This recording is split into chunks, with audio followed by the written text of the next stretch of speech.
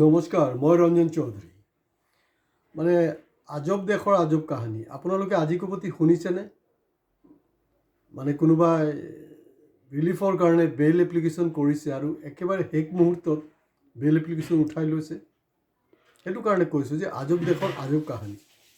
আৰু মই বহুত আগৰ পৰা কৈ আছোঁ, জাষ্টিছ ফৰ জুবিনৰ নামত যি আন্দোলন চলি আছে বা গৰিমা যি মানে ভূমিকা লৈছে, এইবিলাকত কোনো পধ্যেই মই গেৰেণ্টি দি কৈ আছোঁ যে জুবিন কেতিয়াও জাষ্টিছ নাপায়। নাম্বাৰ ওৱান, মই ইতিমধ্যে কেইবাবাৰো কৈছোঁ, ভিডিঅ' শেষলৈকে শুনিব, বহুত দীঘলীয়া মই ভিডিঅ' নকৰোঁ। ওমৰ খালিক 5 বছৰতকৈ অধিক কাল তেওঁ কিন্তু জেলতে আছে। তেওঁৰ বেইল আবেদনৰ নাকচ হৈ যায়।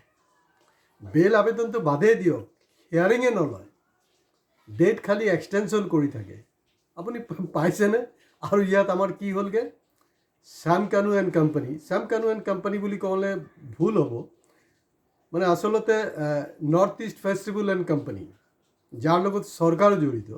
গতিকে আজিৰ পৰা মই হেৰি নকৰোঁ আৰু মিছাকৈ শ্যাম কানুক দোষাৰোপ কৰি লাভ নাই, কাৰণ because entire system, entire machinery is involve straight.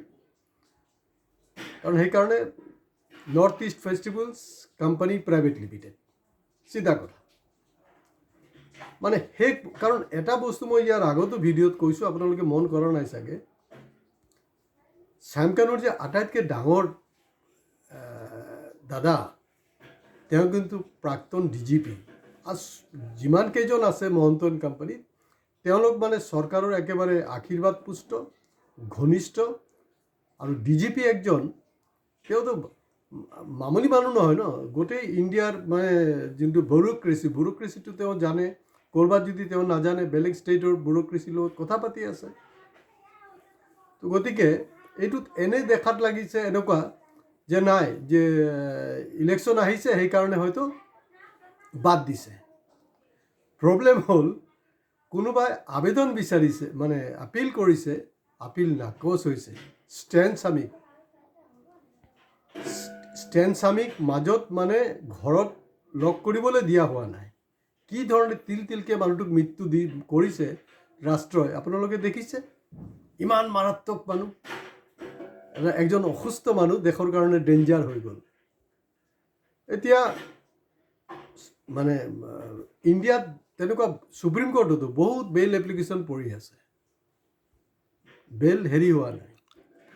গতিকে তেওঁলোক অহৰহ আছে। আৰু এনি নেৰেটিভছটো আপোনালোকে যোনটো ভাবি আছে যে নাই, এতিয়া ইলেকশ্যন আহি পাইছে, তো গতিকে ইলেকশ্যনৰ আগত এটা মানে আনৰেষ্ট ক্ৰিয়েট হ'ব, এইটো চৰকাৰত অলপ ঝামেলাত পৰিব, তো গতিকে সেইটো কাৰণে it is not' so' simple. কাৰণ সেইটো হ'লগৈ ৰাষ্ট্ৰীয় ব্যৱস্থা, মেচিনাৰী, চৰকাৰ। তেওঁলোকে ঠিক কৰিব যে কাক ৰিলিজ কৰা হ'ব, কাক ৰিলিজ নকৰে। বেলেগ কোনো ষ্টৰি নাই। অখিল গগৈৰ ক্ষেত্ৰত কি হ'ল, এইটো আপোনালোকে দেখিছে। যেতিয়া প্ৰয়োজন তেওঁলোকে জেলত থ'ব, যেতিয়া প্ৰয়োজন এৰি দিব, যেতিয়া প্ৰয়োজন কাক জিকাব লাগে অপজিশ্যনৰ তাক জিকাব, আৰু তাকে মেইন হিৰো বনাই থৈ দিব এছেম্বলিত বা অসমত, চৰকাৰৰ পৃষ্ঠপোষকতাত। গতিকে মানে মই আৰম্ভণিৰ পৰা যোনটো কৈ আছোঁ, যি প্ৰক্ৰিয়াত গৈ আছে, এইটোত কেতিয়াও কিন্তু আপোনালোকে নাপায়। আপোনালোকে চেক কৰিব, আজি কপতি কেইজন পালে। হয়, কোনে মাজত যাব পাৰে জানেনে?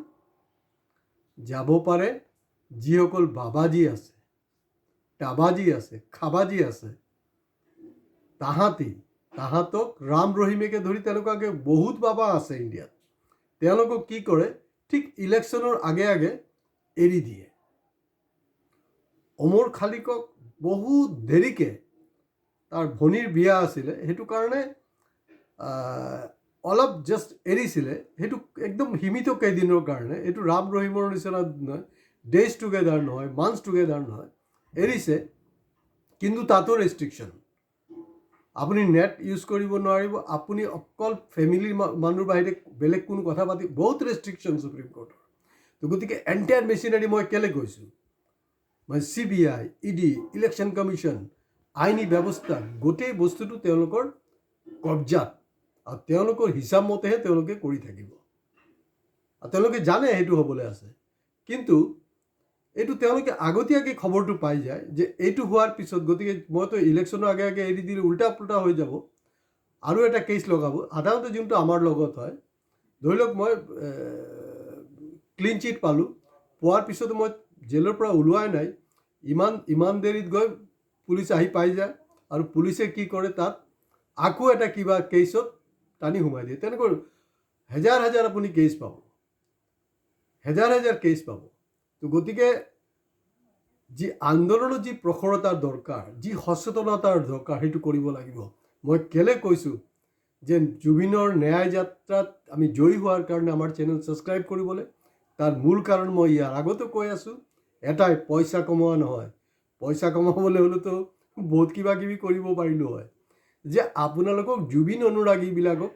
এটা পথ দেখুৱাবলৈ মই চেষ্টা কৰি আছোঁ যে কোনটো লাইনত গৈ আপোনালোক ফাইটিং কৰিব আৰু এই কথা বতৰাবিলাক কিন্তু মই বহুত আগৰ পৰা জানো আৰু সময়ে সময়ে আপোনালোকক কিন্তু হিংস দিছোঁ গতিকে মানে কনক্লুশ্যন এইটোৱেই হ'ল যে জুবিন অনুৰাগীক কোনে বৃদ্ধাঙ্গুলি দেখুৱালে যদি মই কেটাগৰিকেলি ক'বলৈ যাওঁ জুবিন অনুৰাগীক বৃদ্ধাঙ্গুলি দেখুৱালে মুখ্যমন্ত্ৰী হিমন্ত বিশ্ব শৰ্মা ডাঙৰীয়া তেওঁতো প্ৰায় তেওঁৰ যি অপজিশ্যন আছে কাৰণ অনুৰাগী যিবিলাক আছে তেওঁলোক কিন্তু তেওঁৰ অপজিশ্যন আৰু অনুৰাগীৰ এইবিলাকক যিবিলাক জেনুইন অনুৰাগী সিহঁতক কৰি দিছে মানে ভণ্ড আৰু যিকেইটা ভণ্ড এইকেইটাক বনাই দিছে ভাল অনুৰাগী সেই ডিছক্ৰিমিনেশ্যনটো তেওঁ ঠিক কৰে নহয় SIRতো তেনেকুৱাই হৈ আছে মানে মৃত মানুহ জিন্দা কৰি দিয়ে জিন্দা মানুহ মৃত কৰি দি আছে SIR এই বিহাৰৰ পৰা অসমলৈকে আমি চাই আছোঁ তো গতিকে বৃদ্ধাঙ্গুলি কিন্তু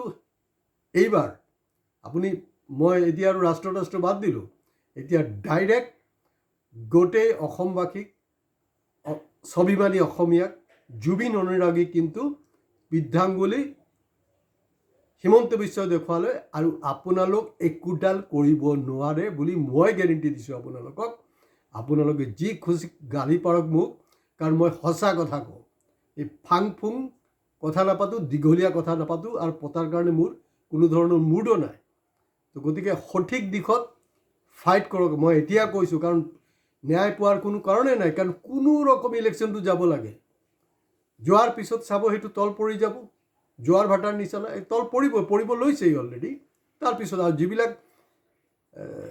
ফাইট কৰি আছে তেওঁলোকেও জানে এইটো হ'বলৈ গৈ আছে গতিকে let's drop all this things কোৰ্টৰ ওপৰত এৰি দিওঁ কাৰণ কোৰ্ট